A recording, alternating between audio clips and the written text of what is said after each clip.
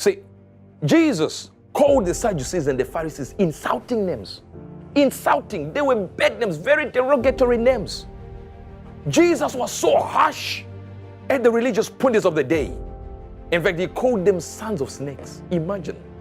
Blind guys in Matthew 23:16. Says fools in Matthew 23:17. He called them fools.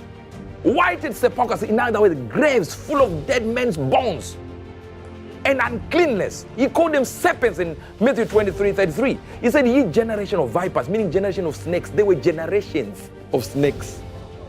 Hypocrites in Luke 11:44. He said, unmarked graves. You look at the graves, you don't even see the graves. They are unmarked. Brood of vipers, yeast-filled bigots. Notice, though that his disciples knew all these things, they knew it. They were eyewitnesses of the faults and the weaknesses of the Pharisees. They knew the Sadducees were bad. There were many times at the receiving end of these hypocrites and their hypocrisies. But when Jesus called them names, they never said a thing. They neither confirmed, nor concurred, nor said, Master, we know what you're talking about. These guys are bad. They never endorsed Jesus' insults of these religious pundits. Never. Never said a word. Not even over opinionated Peter. He wanted to talk. Peter wanted to talk. Peter the Pope said nothing when Jesus opposed them.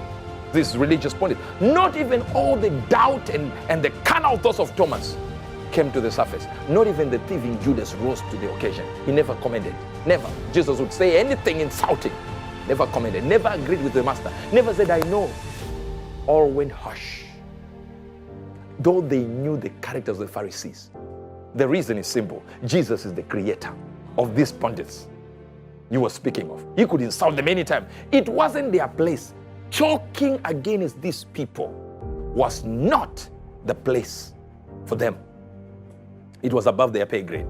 They were well schooled and knew Jesus, the creator, was the only one qualified to speak against those he created. They knew this guy could make the comments, but not us. The creature can't make a comment against creatures, but the creator can. Brothers and sisters, in these perilous times, know your place. There are things your mouth should never say, even if you know you are justified. Never say. There are things only God who created these people can actually say something against them.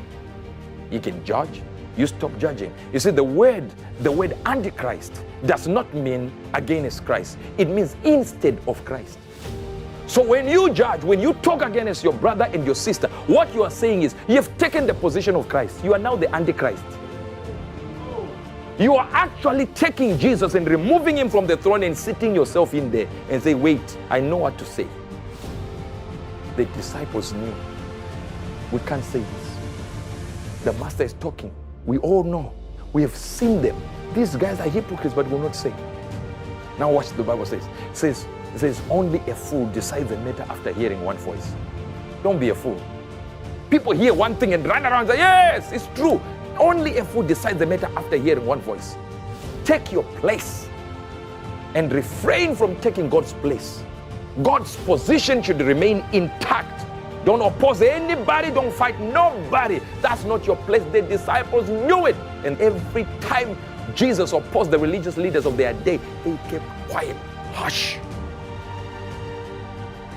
These pundits were well versed in the ceremonial laws of the day.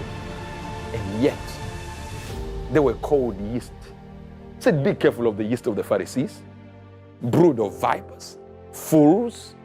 Whited sepulchres. Full of dead men's bones. Blind guys.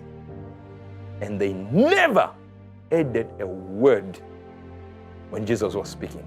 They knew their place. Just because Bishop so and so, Apostle so and so, Prophet so and so, Evangelist so and so, Teacher so and so is opposing another man of God, it doesn't mean to say you also add to what he's saying. That's not your position. You are never created to do that. You are only created to take your place. Know your position and know your place. These are the end of days. You don't want to be on the wrong side of God. And that's a lesson. Learn it, take it. Listen to me.